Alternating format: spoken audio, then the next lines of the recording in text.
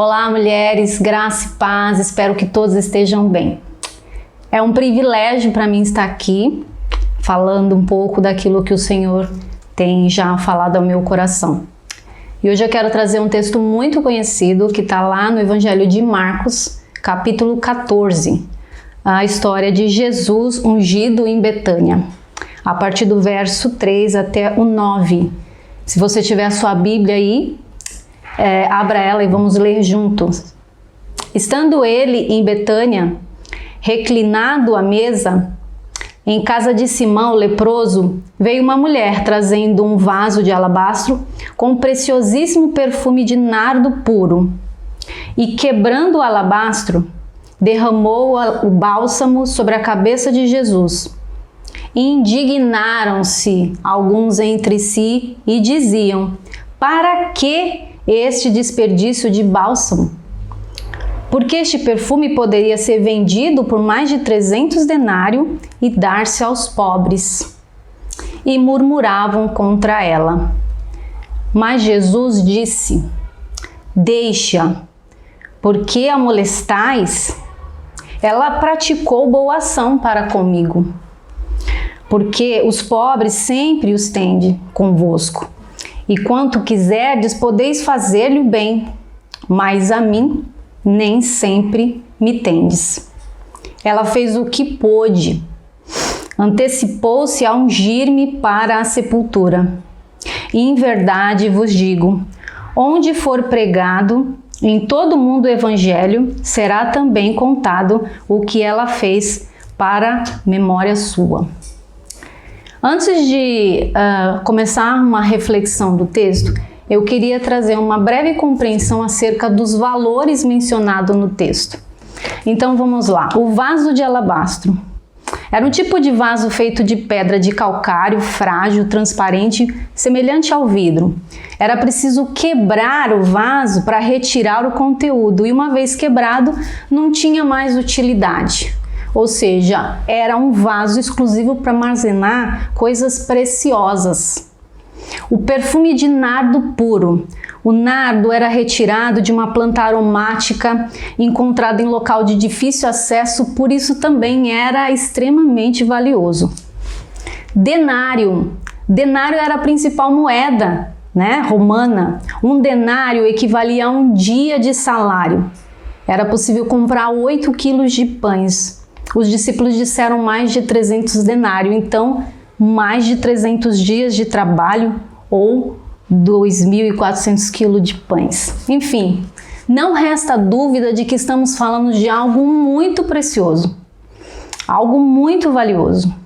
E diante disso eu gostaria de refletir acerca de duas atitudes que vêm ser revelada aqui na situação apresentada no texto. E a primeira atitude é a atitude dos discípulos.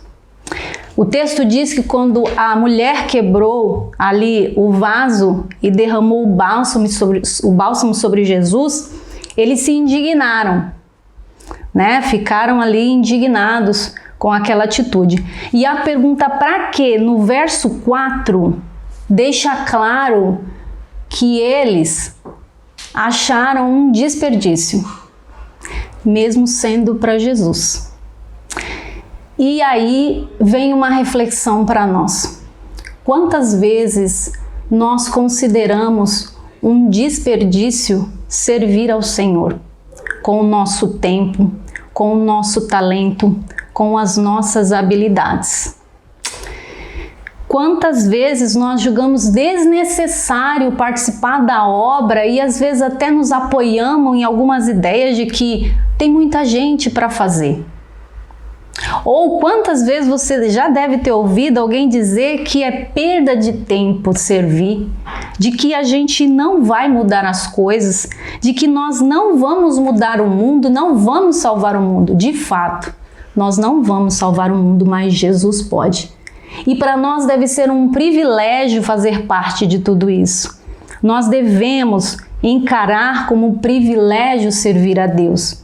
É importante a gente saber, conhecer aquele a quem a gente serve, porque daí as nossas atitudes, elas vão demonstrar quem de fato nós somos. Veja, os discípulos eles andavam com Jesus, eles estavam com Jesus e ainda assim consideraram um desperdício. Aqui a gente pode pensar, poxa, acho que os discípulos não amavam tanto assim a Jesus. Mas na verdade não é isso. Eu acredito que eles tiveram até sinceridade de coração. Eles pensaram não só em ajudar os necessitados, mas eles pensaram na implantação do reino de Deus. Eles acreditavam que Jesus estava apenas começando, que iria falar, iria pregar em outros lugares e eles necessitariam de recursos. Porém, o que eles não entenderam é que o reino de Deus que Jesus anunciava não era e não é deste mundo. Veja, lá no versículo 1 do mesmo capítulo, a Bíblia diz que eles estavam a 2 dias da Páscoa, ou seja, Jesus iria ser entregue para ser morto. E esse sim era o próximo passo para a implantação do reino. E Jesus já havia dito a eles que ele iria morrer, que haveria ali um sacrifício. E Jesus ele disse porque Jesus ele revela o plano dele, ele não esconde. Quando ele faz o convite para que você siga ele, ele diz a você que o convite é para carregar a cruz. Jesus fala de dor, Jesus fala de morte, Jesus fala de sofrimento, Jesus fala de caminho estreito. Mas contrapartida, Jesus também revela para nós na sua palavra. E eu quero ler com você, Romanos 8,18, diz assim, porque para mim tenho certo que o sofrimento do tempo presente não podem ser comparados com a glória a ser reveladas em nós. Então, amadas, por mais sofrimento que nós tenhamos, a nossa certeza é de que nós já temos a vitória em Jesus. Amém? E essa vitória será revelada. Já, né? A gente já tem isso. Nós temos que ter o quê? A fé, acreditar nas promessas, acreditar na palavra de Deus, né? Seguir o plano, seguir ao Senhor ao modo dele. Não com o nosso jeito, não com a nossa vontade, não com os nossos relativismos. Não basta ter sinceridade de coração, porque você pode estar sinceramente enganada. Precisamos ser obediente ao Senhor, obediente aos seus padrões. Não há espaço para relativismo. Nós precisamos manter fresca a nossa convicção sobre a nossa identidade cristã. Os nossos planos, as nossas vontades devem estar alinhadas com a do Senhor. E agora eu quero falar de outra atitude, a atitude da mulher. Lá no verso 8, Jesus inicia a frase dizendo, ela fez o que pôde.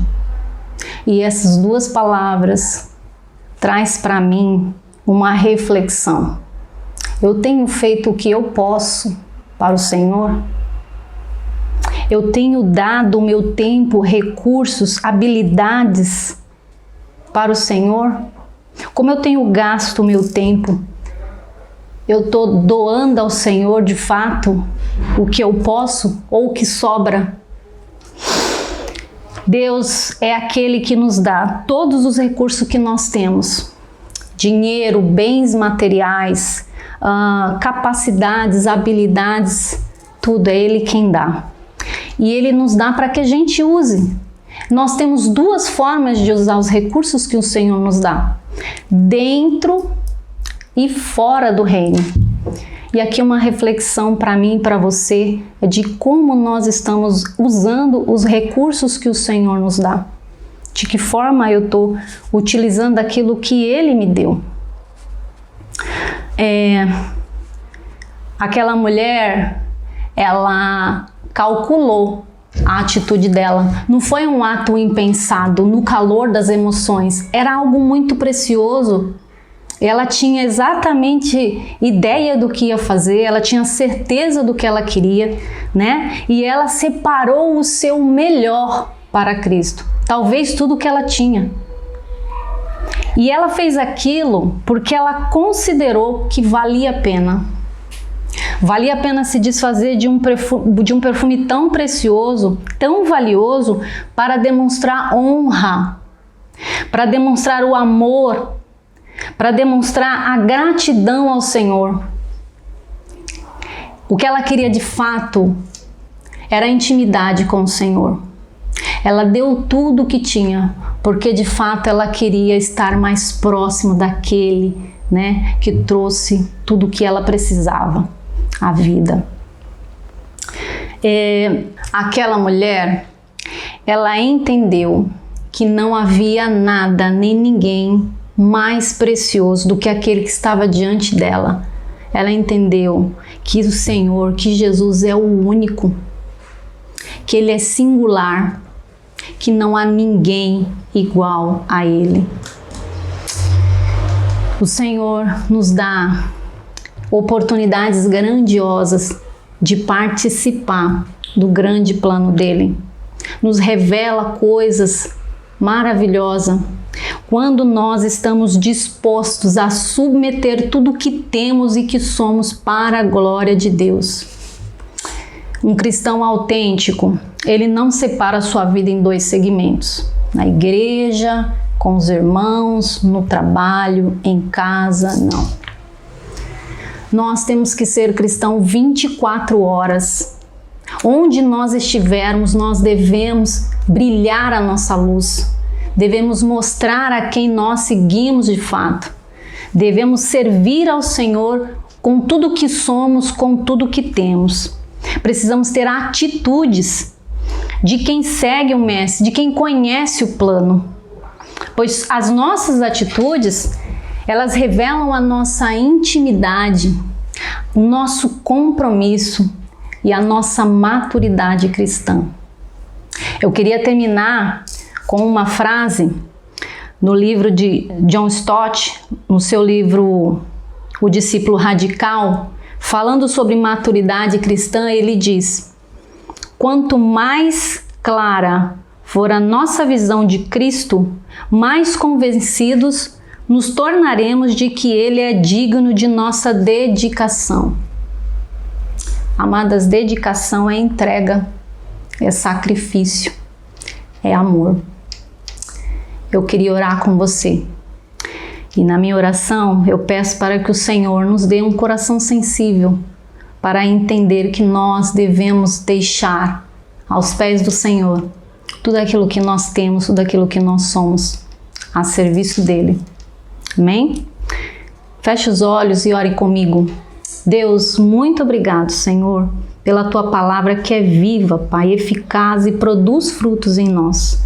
Pai, nós te pedimos que o Senhor, ó Pai, revele, ó Pai, tudo aquilo que o Senhor deseja, Pai, que nós sejamos, ó Pai, para que a gente tenha, ó Pai, cada vez mais um olhar como Teu, ouvidos como Teu, e que a nossa boca, Pai, possa proclamar o Seu Evangelho e, sobretudo, Pai, nossas atitudes, Pai, possam condizer com tudo aquilo, Pai, que somos em Ti. Em Teu nome nós oramos. Amém.